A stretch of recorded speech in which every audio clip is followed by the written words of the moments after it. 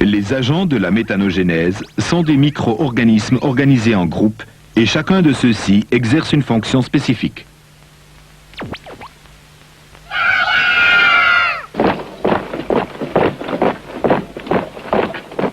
Pour commencer, le groupe des bactéries appelé hydrolytiques désagrège la matière organique complexe en fractions beaucoup plus petites.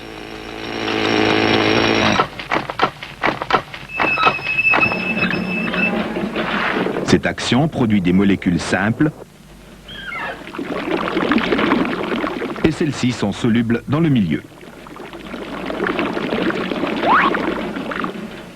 À ce stade, ces mêmes micro-organismes ainsi que d'autres espèces, principalement les bactéries fermentatives, transforment les molécules dissoutes en produits intermédiaires, tels que alcool,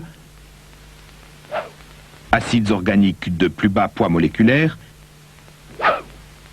et acides gras volatiles, qui comprennent l'acide acétique ainsi que l'hydrogène et l'anhydride carbonique. Ensuite, un autre groupe de bactéries, appelé acétogènes, commence son œuvre. Celle-ci transforme les alcools et les acides en acide acétique, en hydrogène moléculaire et en anhydride carbonique, qui s'ajoutent à ceux déjà produits. À ce point entrent en action deux groupes distincts de micro-organismes responsables de la formation du méthane. Les micro-organismes méthanigènes acétoclastiques qui transforment l'acide acétique en méthane et en anhydride carbonique. En partant de matières organiques complexes, c'est à travers cette réaction que se produit plus de 70% du total de méthane obtenu. L'autre groupe de micro-organismes appelés méthanigènes hydrogénotrophes utilise l'anhydride carbonique et l'hydrogène moléculaire pour produire 30% du méthane restant. Ce faisant, ils exercent entre autres une action fondamentale pour l'équilibre du processus, notamment l'élimination de l'hydrogène produit dans les étapes précédentes. Toute accumulation éventuelle d'hydrogène pourrait bloquer l'acétogénèse et causer une accumulation excessive d'acides gras volatiles dans le milieu.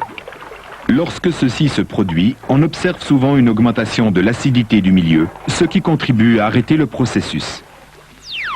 Parmi les diverses espèces microbiennes présentes, on trouve aussi celles qui sont appelées sulfato-réductrices. En effet, pour autant que le matériau de départ contienne une petite quantité de sulfate, ces bactéries utilisent une petite partie de l'hydrogène moléculaire disponible pour réduire ce sulfate en hydrogène sulfuré. Finalement, on obtient donc un mélange gazeux contenant principalement du méthane et de l'anhydride carbonique avec une petite quantité d'hydrogène sulfuré. C'est ce mélange que l'on appelle biogaz.